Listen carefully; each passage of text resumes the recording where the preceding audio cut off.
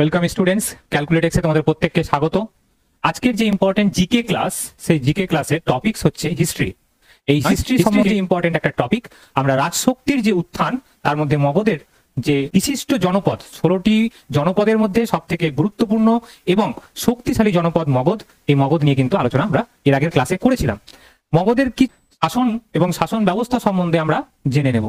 আমরা এর আগেই দেখেছি 16টি মহাজনপদের মধ্যে। আমি আরেকবার রিমাইন্ড করে দিচ্ছি, অনেকে নতুন ভাবে জয়েন করছো, ক্লাসগুলো করছো, তো একটু দেখে নাও। মগধের যে সাম্রাজ্য, সেই সাম্রাজ্য কিন্তু অনেকটা দূর পর্যন্ত বিস্তৃত ছিল। তোমাদের সামনে যে পুরো ম্যাপটা দেখতে পাচ্ছ, এই পুরো ম্যাপটা কিন্তু একটা মগধের সাম্রাজ্যের ম্যাপ। লাস্ট পর্যন্ত মগধ এইরকম একটা চেহারায় পৌঁছে গেছিল। ভারতের ম্যাপের কেবলমাত্র দক্ষিণের কিছু অংশ, অর্থাৎ চোল রাজাদের অধীনে থাকা কিছু অংশ বাদ দিয়ে পুরো ভারত, এবং ভারত ছাড়াও আমাদের বর্তমান যে পাকিস্তান, আফগানিস্তান রয়েছে, এবং ডান দিকে প্রায় মায়ানমার পর্যন্ত পুরো ভারতের অংশটা কিন্তু মগধের সাম্রাজ্যের মধ্যে ছিল।